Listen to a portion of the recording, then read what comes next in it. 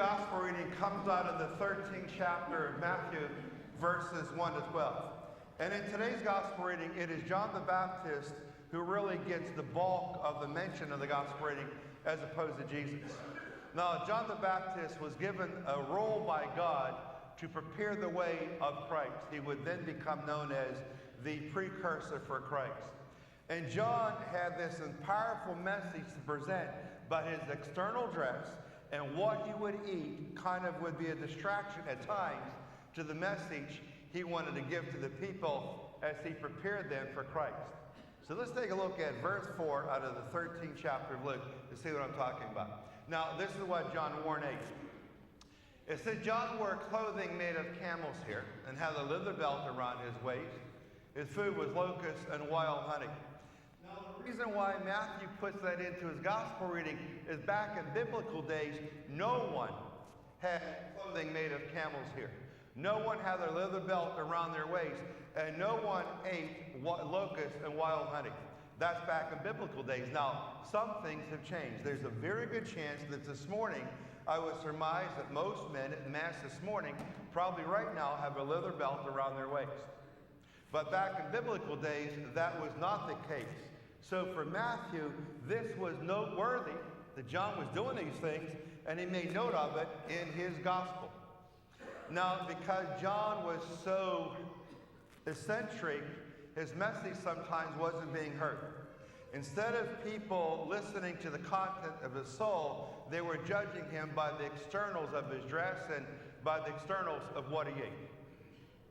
None of us like to be judged. But human beings who don't like to be judged, we at the same time have a propensity to judge others. We say to ourselves, I don't want anyone to judge me, and if you judge me, I'm offended. But despite that fact, there's that tendency for us to want to judge other people. We think we have license to do that, when in fact we believe they don't have license to do that toward us.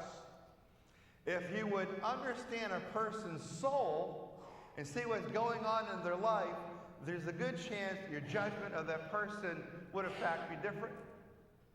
When you see someone with a frown on their face, you might make a judgment that just not a happy person or just always mad about something. But if you knew why that frown was placed on their face, maybe you would judge them differently. I think that's the case. Well, let's watch this video to get a better understanding of why we should know a person's background before we judge them.